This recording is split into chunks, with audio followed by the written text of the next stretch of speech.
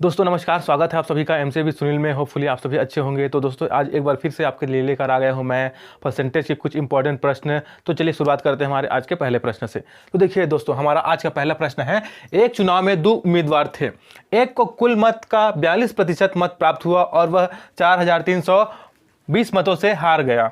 ठीक है, उस चुनाव में कुल कितने मत पड़े ये हमें फाइंड आउट करना है दोस्तों। ठीक है, चलिए इसको सॉल्व करते हैं।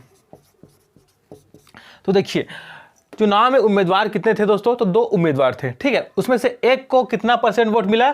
एक को मिला 42%। तो मान लेते हैं कि हम शुरुआत में कितना वोट था, तो वोट था दोस्तों 100%। ठीक है, 100% वोट था। उसमें से एक उम्मीदवार को मिला 42%। ठीक है, एक उम्मीदवार को 42% मिला, तो दूसरे को कितना मिल जाएगा? दूसरे को मिल जाएगा दोस्तों 58%, क्योंकि दो ही उम्मीदवार हैं। ठीक है, दो ही उम्मीदवार है और टोटल परसेंट का वोट है 100%। तो जब एक को 42% मिल रहा है तो दूसरे को कितना मिलेगा? दूसरे को मिलेगा 58%। ठीक है, यानी कि 58% वाला जीता होगा। ठीक है, अब देखिए, जो हारा है वह कितने मतों से हारा है? वह 4320 मतों से हारा है दोस्तों। ठीक है, देखिए, तो 4003 मतों से हारा है, मतलब 4320 मत यानी कि वोट उसे कम मिले हैं दोस्तों।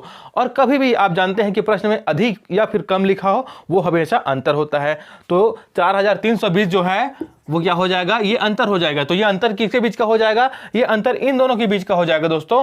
जो जीता है और जो हारा है उनके बीच जो वोटों का अंतर है वो ये हो जाएगा 4320। तो इसको हम इक्वेशन के रूप में लिख लेते हैं। तो क्या हो जाएगा? क्योंकि इनके बीच का अंतर है दोस्तों 4320। ठीक है, तो हम 58% में से 42% को घटा देंगे, क्योंकि इन्हीं दोनों का अंतर तो है 4320। ठीक है, अब देखिए 58 में से 42 जाएगा तो कितना बचेगा? 16% बच जाएगा और इधर 4320। ठीक है, अब 16% बराबर हो रहा है 4320, तो 1% बराबर क्या हो जाएगा? 1% बराबर हो जाएगा दोस्तों 4300 बटे ये 16 नीचे आ जाएगा बटे में। ठीक है, अब हमें कितने निकालने हैं? हमें उस चुनाव में कितने वोट पड़े, टोटल वोट कितने थे वो हमें फाइंड आउट करना है। तो देखिए, हम मानकर कितना चले थे? 100% मानकर चले थे। ठीक है, तो हम 100% निकालेंगे दोस्तों। 100% वोट कितना होगा वो निकालेंगे। तो देखिए, 1% बराबर हो रहा है 4320 बटे 16, तो 100% क्या हो जाएगा? यहाँ 100 का गुणा कर देंगे। ठीक है, अब देखिए, अब इसमें हम सॉल्व कर लेते हैं। तो देखिए क्या हो जाएगा?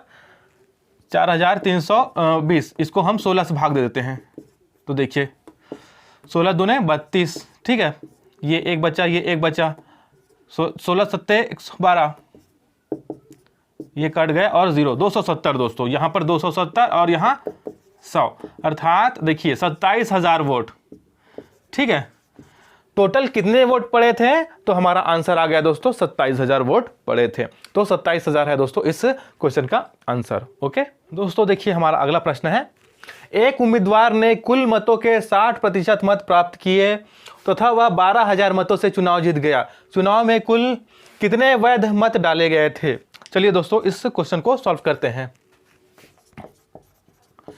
तो देखिए, इसमें क्या कहा गया है?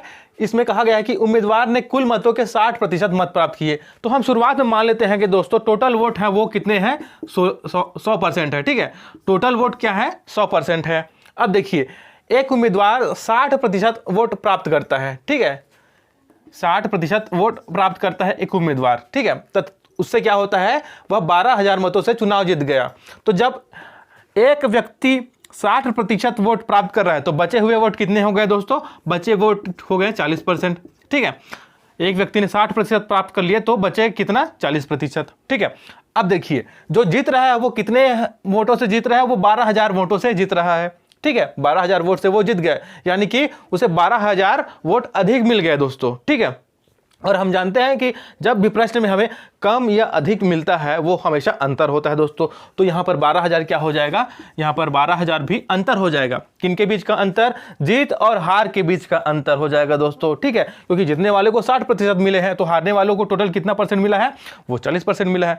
तो अब इनके बीच का अंतर क्या हो जाएगा? 12,000 हो जाएगा दोस्तों। ठीक है, 12,000 इनके बीच का अंतर हो जाएगा। तो चलिए इसी को हम इक्वेशन के फॉर्म में लिख लेते हैं। तो 60% में से 40% घटा देंगे तो क्या मिल जाएगा? हमें 12,000 मिल जाएगा, क्योंकि ये जो है इनके बीच का अंतर है इसलिए। ठीक है, ये 40 है।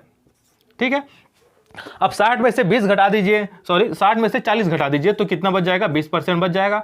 तो 20% बराबर क्या हो गया? 12,000। इसलिए 1% बराबर क्या हो जाएगा, 1% बराबर हो जाएगा दोस्तों 12,000, और ये 20 को नीचे ले आइए, 20 को नीचे ले आइए, ठीक है।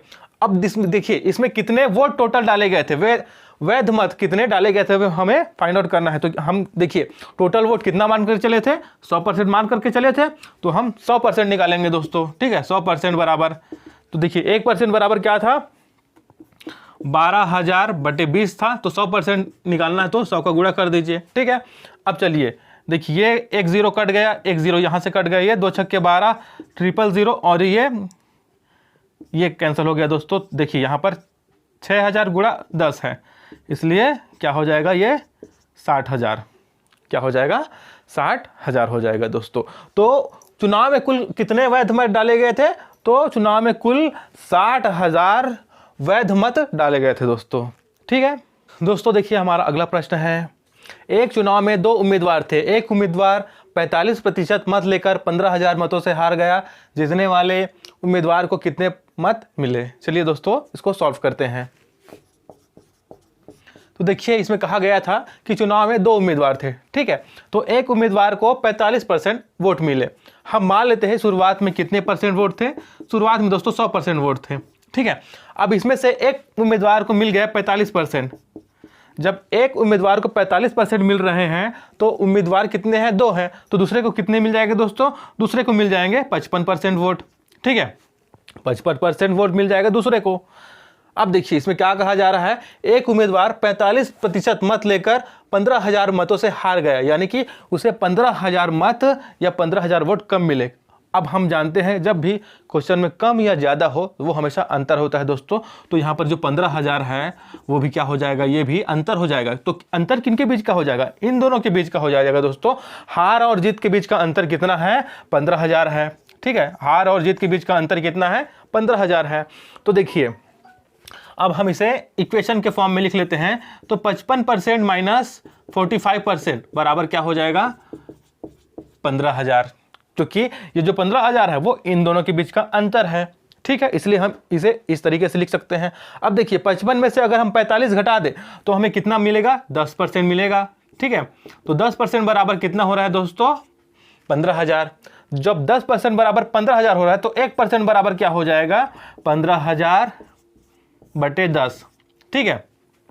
और हमें देखिए इसमें जीतने वाले उम्मीदवार को कितने प्रतिशत मत मिले वो निकालना है। यानी कि देखिए जीतने वाले को 55% मिला है दोस्तों, ठीक है, तो हमें 55% निकालना है।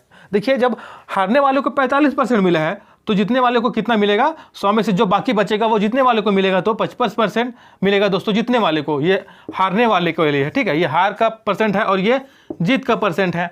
तो जब हार को 45% मिल रहा है तो जीत वाले को कितने मिलेगा, 55%। तो हमें यहाँ पर 55% का संख्या मत में कितना होगा कि वो निकालना है दोस्तों, ठीक है। तो देखिए 1% बराबर हो रहा है 15,000 बटे 10, तो 55% बराबर क्या हो जाएगा, हमें उसी में 55 का गुणा कर देना है, बस इसमें हमें 55 का गुणा कर देना है। तो देखिए यहाँ से एक जीरो कट गया, एक जीरो कट गया, ठीक है।